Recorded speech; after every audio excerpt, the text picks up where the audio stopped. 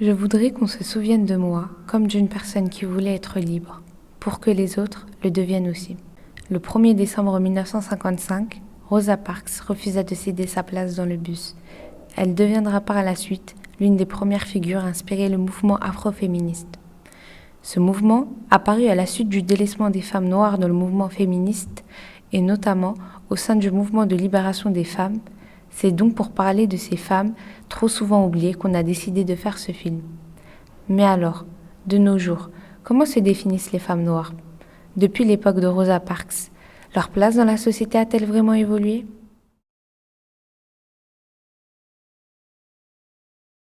Je m'appelle Danielle Obono, je suis députée de Paris et je suis membre du groupe de la France Insoumise à l'Assemblée. Assa Traoré, c'est la sœur d'Adama Traoré. Donc, mon frère a été tué le 19 juillet 2016. Et vous, en tant que femme, comment vous définissez-vous ? En tant qu'une femme qui aujourd'hui occupe l'espace public comme elle a envie, dit ce qu'elle a envie de dire et surtout que je laisse personne en tout cas utiliser ce que je suis, mon image, mon corps. Donc pour moi, je me définis comme une personne libre dans tous les sens du terme. Vous considérez-vous comme afroféministe ? Oui, ça fait partie, on va dire, de mes identités politiques qui s'est construite en fait au fil de non seulement de rencontres, de lectures, mais aussi d'expériences du sexisme et du racisme dans la vie en général et aussi dans le militantisme en fait, dans la politique. Et donc c'est une des identités que je revendique. Je me considère comme Assa Traoré. Je me considère comme une femme à part entière, sans me définir et me fermer. J'ai pas besoin de dire que je suis afroféministe, ça se voit. Depuis les années 70, pensez-vous que le statut des femmes noires a réellement évolué ? Je pense qu'il y a eu énormément de luttes et de mobilisations qui ont permis de faire avancer les droits des femmes en général. Mais disons que la lutte pour l'égalité et pour l'émancipation a permis de faire avancer un certain nombre de droits. Ça reste toujours une bataille parce qu'en fait, on est encore loin de l'égalité générale et c'est vrai en particulier pour les femmes racisées et pour les femmes noires, puisqu'elles sont encore aujourd'hui, en France en tout cas, relativement invisibilisées en fait. Le statut des femmes noires, bien sûr, a évolué énormément. La femme noire aujourd'hui dispose d'une puissance et d'une force qu'on lui avait enlevée auparavant. Aujourd'hui, elle est là dans l'espace public. Aujourd'hui, elle s'exprime et elle dit ce qu'elle veut. On a toujours défendu des femmes, mais on n'a jamais défendu vraiment la femme noire ou des femmes issues de l'immigration. Et c'est ça le problème. Moi, je suis pour un féminisme universel. Moi, je suis pour un féminisme où toutes les femmes ont les mêmes droits. Le MLF est né il y a une cinquantaine d'années. Que pouvez-vous dire de la place des femmes noires dans la lutte féministe depuis cette époque ? Il y a toujours eu des femmes noires dans les luttes, c'est juste que l'image du féminisme, c'est pas une image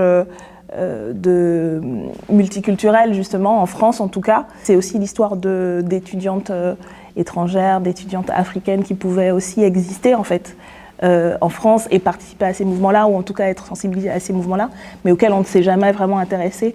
Et j'imagine qu'il y aurait énormément de choses à découvrir en fait, si on s'intéressait à ces trajectoires et ces parcours de femmes noires, africaines, afrodescendantes, qui ont été dans ces mouvements-là. Kamala Harris, dans son autobiographie, elle dit qu'elle a dû désapprendre l'humilité. Est-ce que vous avez dû faire de même pour vous lancer dans la politique ? Oui, ça signifie ce que beaucoup de femmes en général, et en particulier des femmes racisées, des femmes noires, doivent d'une certaine manière se faire violence en fait, pour pouvoir être entendues. Avez-vous déjà été victime de sexisme alors ?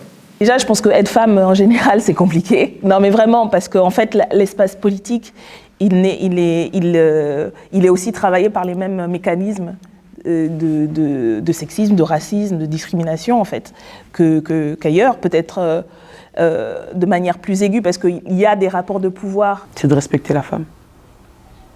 C'est de respecter la femme, peu importe d'où elle vient, peu importe son appartenance sexuelle, peu importe sa religion, peu importe ses origines. C'est de dire qu'une femme doit être considérée comme pouvant participer à la construction de sa propre vie déjà, et que cette inégalité soit imposée dans l'espace public. Cet été, vous avez été représenté en esclave avec une chaîne autour du cou par le journal Valeurs Actuelles. Est-ce que ces attaques racistes sont récurrentes? Et disons que depuis 4 ans bientôt que je suis députée, j'ai été particulièrement confrontée à ce qu'ont connu d'autres femmes noires et de femmes racisées en politique. Je pense à Christiane Taubira ou Najat Vallaud-Belkacem avant moi. Le propos général d'ailleurs, parce que c'est pas juste les dessins, mais tout l'article de Valeurs Actuelles condense un peu justement toute la violence symbolique et tout le sexisme et le racisme qui peut y avoir, qui peut cibler des femmes noires ou des femmes racisées. Et le fait aussi de sentir que en fait, le seul moment où on parle de ma personne politique, c'est quand je fais l'objet d'attaques et d'insultes, alors que ça fait 4 ans que je suis députée, que je suis une des plus actives députées de l'Assemblée nationale. Bon, aujourd'hui, moi, je parle plus largement des racisés, de la question des racisés, et donc du coup, toutes les questions de différence qu'il peut y avoir dans cette société et qui n'ont toujours pas été apaisées.